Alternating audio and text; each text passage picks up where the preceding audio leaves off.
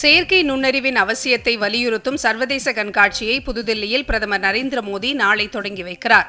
India செயற்கை நுண்ணறிவின் தாக்கம் கண்காட்சி 2026 என்று பெயரிடப்பட்டுள்ள இந்த கண்காட்சி தொடர்ந்து 5 நாட்கள் நடைபெறவுள்ளது. இந்தியாவின் செயற்கை நுண்ணறிவு செயல்பாட்டை எடுத்துரைக்கும் வகையில் இந்த கண்காட்சிக்கு ஏற்பாடு செய்யப்பட்டுள்ளது. இந்த கண்காட்சியில் Australia, Japan, Russia, Britain, France, Germany, Italy, Netherlands, Switzerland, Serbia, Estonia, Tajikistan மற்றும் ஆப்பிரிக்கா உள்ளிட்ட நாடுகளின் அரங்குகள் அமைக்கப்பட உள்ளன. செயற்கை நுண்ணறிவு பயன்பாட்டில் சர்வதேச ஒத்துழைப்பை எடுத்துக் கூறும் வகையில் இந்த கண்காட்சி நடைபெறுகிறது. செயற்கை நுண்ணறிவு சார்ந்த புதுமை கண்டுபிடிப்புகளை பறைசாற்றும் வகையில் 600க்கும் மேற்பட்ட புத்தாக்க நிறுவனங்கள் தங்களது படைப்புகளை இந்த கண்காட்சியில் வைக்க உள்ளன. சுகாதாரம், வேளாண்மை மற்றும் சிறந்த நிர்வாகம் உள்ளிட்ட துறைகளில் செயற்கை நுண்ணறிவின் அவசியத்தை வலியுறுத்தி நாளை நாடு தழுவிய அளவில் டிஜிட்டல் விழிப்புணர்வு பிரச்சாரம் தொடங்குகிறது.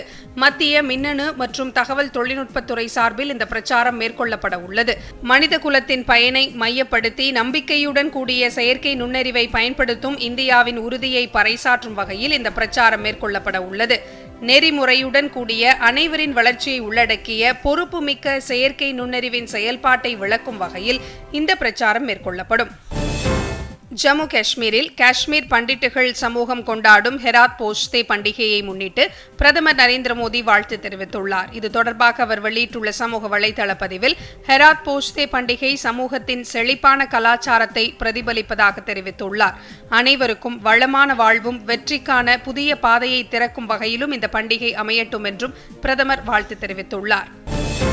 தலைநகர் புதுதில்லியில் நாளை தொடங்கும் செயற்கை நுண்ணறிவு உச்சி மாநாட்டில் சவுதி அரேபியாவின் செயற்கை நுண்ணறிவு ஆணைய தலைவர் பங்கேற்கிறார். சவுதி அரேபியாவின் தரவு மற்றும் செயற்கை நுண்ணறிவு ஆணையத்தின் தலைவரான அப்துல்லா அல் காம்டி இந்த மாநாட்டில் பங்கேற்பார் என அறிவிக்கப்பட்டுள்ளது.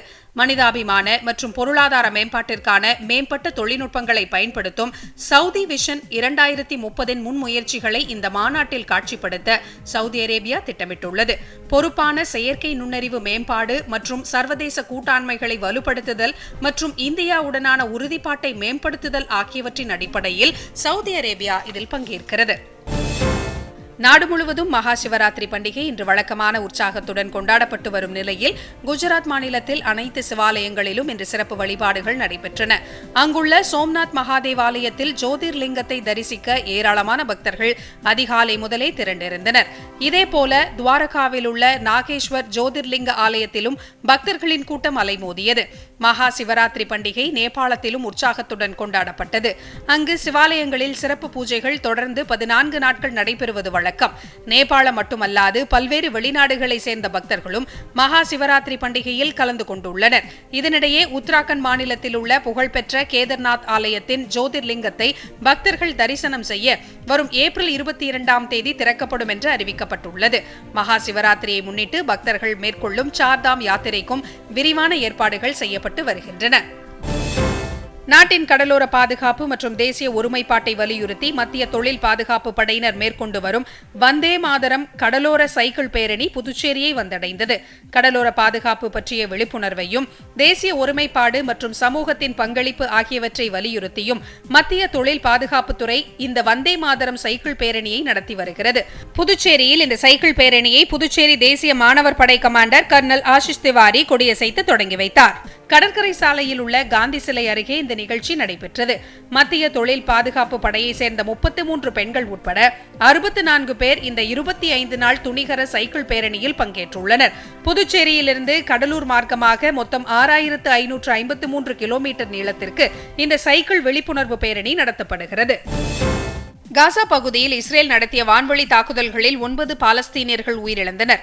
இடம்பெயர்ந்த குடும்பங்கள் தங்கியிருந்த ஒரு முகாம் மீது இஸ்ரேல் நடத்திய வான்வழி தாக்குதலில் 4 பேர் கொல்லப்பட்டதாகவும் கான் யூனிஸில் நடத்தப்பட்ட மற்றொரு தாக்குதலில் 5 பேர் கொல்லப்பட்டதாகவும் பாலஸ்தீன பாதுகாப்பு மற்றும் சுகாதாரத்துறை அதிகாரிகள் தெரிவித்துள்ளனர்.